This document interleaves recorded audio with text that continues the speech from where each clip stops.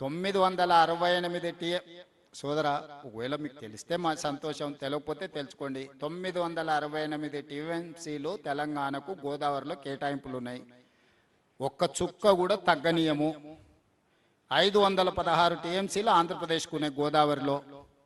వాళ్ళు 516 వాళ్ళు ఎక్కడ వాడుకుంటారో వాళ్ళ ఇష్టము.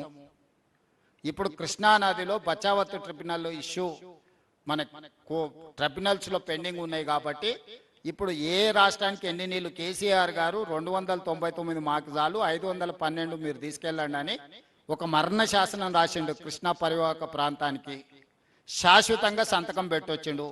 కేసీఆర్ రాసిన మరణ శాసనాన్ని తిరగరాయాలంటే ఇప్పుడు ఎంత సమస్యగా సంక్లిష్టంగా మారిందనంటే ఇంకా చెప్పలేనంత సంక్లిష్టంగా ఉంది.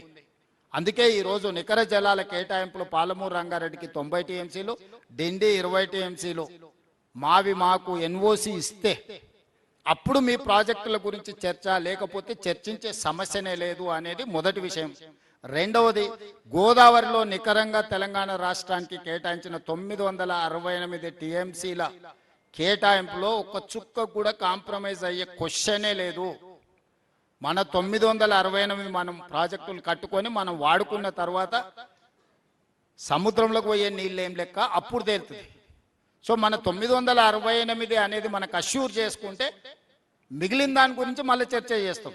వాళ్ళు గోదావరి నుంచి తీసుకొచ్చి బనకచెర్లలో పోసుకుంటారా, నల్లమల్ల సాగర్లో పోసుకుంటారా, ఇంకో దగ్గర పోసుకుంటారా, ఇది మన సమస్య కాదు. మన సమస్య ఏంది? మన కేటాయింపులు మనకు ఖచ్చితంగా రావాలి. మనకి ఏం కావాలనో చూడండి. వాళ్ళు ఏం చేసుకుంటారు అనేది మనకెందుకు? పక్కింట్లో కోడి కోసుకున్నారా లేకపోతే కుందేలు కోసుకున్నారా మనకెందుకు? కనీసం మనం పప్పన్నమన్న మనది చక్కగా ఉందా లేదా మనం చక్కదిద్దుకోవాలి. పక్కింట్లో కోడి కూర వాసన వస్తుందని చెప్పి వానింటి మీద బురద పోసి ఇట్లాంటివి కేసీఆర్ కావాలా? ఆయనకి పంచాయతీ తెగొద్దు. ఈ పంచాయతీని అడ్డం పెట్టుకొని రాజకీయంగా ప్రయోజనం పొందాలని స్వార్థంతో ఉన్నాడు తప్ప నాది సింపుల్. నేను మొదటి నుంచి చెప్తున్నా, నీకు పంచాయతీ కావాలన్నా పరిష్కారం కావాలంటే నేను పరిష్కారం కోరుకుంటా. పరిష్కారం దొరికినప్పుడు పంచాయతీ ఎట్లాగూ ఉంటుంది. పంచాయతీ చేస్తే పరిష్కారం అయితే అని కూడా పంచాయతీ చేసైనా పరిష్కారం చేసుకుంటా. నీళ్ళ విషయంలో నాకు చాలా స్పష్టత ఉంది. అది గోదావరి కావచ్చు, కృష్ణా కావచ్చు, ఏదైనా కావచ్చు. ఒక్క చుక్క రాష్ట్ర హక్కును వదులుకోము, ప్రతి చుక్క రాబట్టుకుంటాము. మేము చిల్లర పంచాయతీ వీధుల్లో మతి తప్పిన మత్తులో ఉన్న మాటలు నేను మాట్లాడా. నేను వ్యూహాత్మకంగా ఎత్తుగడలతోని మనకు రావాల్సిన ప్రతి చుక్క నీటి హక్కులను నేను కాపాడుకునే బాధ్యత మేమందరం తీసుకుంటాం. ఉత్తమ్ కుమార్ రెడ్డి గారు, నేను నిరంతరం. ఇలా కేంద్ర ప్రభుత్వం మాట చెప్పిందంటే దాని అర్థమైంది ఎవరు ఒత్తిడి ఉంది? కేంద్ర ప్రభుత్వము పాలమూరు రంగారెడ్డికి మీరు ఎన్ఓసి ఇస్తే తప్ప మీరు మాట్లాడడానికి లేదు అని ఇరిగేషన్ యూనియన్ క్యాబినెట్ సెక్రటరీ అన్నాడంటే మా ప్రయత్నం లేకుంటేనే ఆ మాట చెప్పిండా? మీరు చెప్పండి మిత్రం, మీరు కూడా జర్నలిస్టులే కదా. 12 ఏళ్ళ నుంచి ఎందుకో రాలేదా టాపిక్? ఈ రోజు వచ్చిన irrigation union cabinet irrigation secretary ఏమన్నాడు? తెలంగాణకు సంబంధించిన పాలమూరు రంగారెడ్డి ఎత్తిపోతల నీటి కేటాయింపుల మీద మీరు 100% ఎన్ఓసి ఇస్తే మీ బనకచెల్ల నల్లమల్ల సాగర్ గురించి అప్పుడు తెలంగాణతో చర్చలు చేయడానికి అవకాశం ఉంటుంది. ఫస్ట్ మీరు ఆ ఎన్ఓసి ఇవ్వండి అని చెప్పిండు. మేంగా చెప్పింది కేంద్ర ప్రభుత్వంతో చెప్పించినాం. ఎత్తుగడ అంటే అది.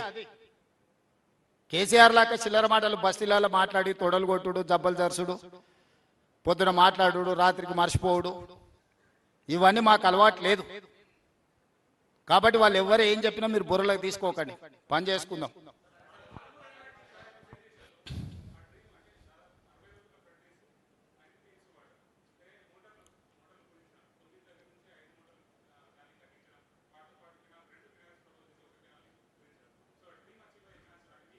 చేస్తాం. లేదు, ఇప్పుడు అన్నీ చేస్తాం. 10 పంపులు రన్ చేస్తాం, 2 టీఎంసీ రన్ చేస్తాం, ట్విన్ టన్నెల్స్ని కంప్లీట్ చేస్తాం. కర్వెన కానీ ఉదండాపూర్ కానీ అన్ని రిజర్వాయర్లు ఎన్ని ఉన్నాయో అన్నిటినీ క్లియర్ చేస్తాం. 90 టీఎంసీలకి నీటి కేటాయింపులను కూడా తీసుకొస్తాం. 6 నెలల సమయం ఇవ్వండి, మ్యాక్సిమం సమస్యల్ని పరిష్కరిస్తా. డిసెంబర్ లోపల మెజారిటీ ఇష్యూస్ మన జిల్లాలో కృష్ణానది మీద ఉన్న సమస్యల్ని చర్చల ద్వారా పరిష్కరిస్తా. చిల్లర మాటకు మా ప్రభుత్వంలో తావు లేదు. ఎవరు ఏమన్నా అనుకోని పరిష్కారం కోసం ఆఖరి నిమిషం వరకు ప్రయత్నం చేస్తాం.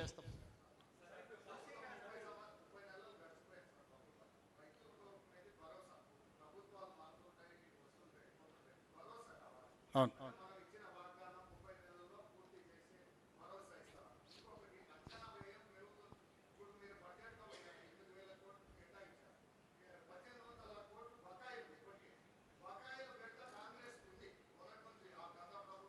ఏ దాంట్లో బకాయిలు? ఆహా. ఓకే.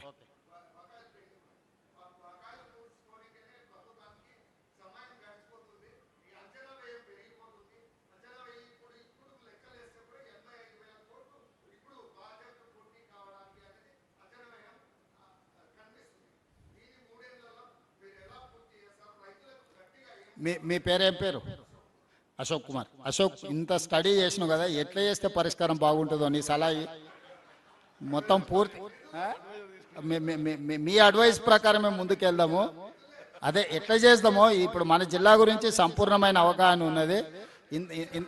ఇంత లోతుగా స్టడీ చేసినావు కదా, నువ్వు ఇచ్చే అదే అదే సోదరా, నిధుల దీనికి కూడా మళ్ళీసారి ఉత్తమన్న అశోక్ కుమార్ని ఒకసారి పిలుచుకొని ఒకసారి కూర్చొని మాట్లాడితే మనకు మంచి పరిష్కారం దొరుకుతుంది. ఒకసారి మంత్రి గారికి నేను చెప్తున్నా, నువ్వు వచ్చి కలిసి కొంచెం నీ సలహా సోదరా.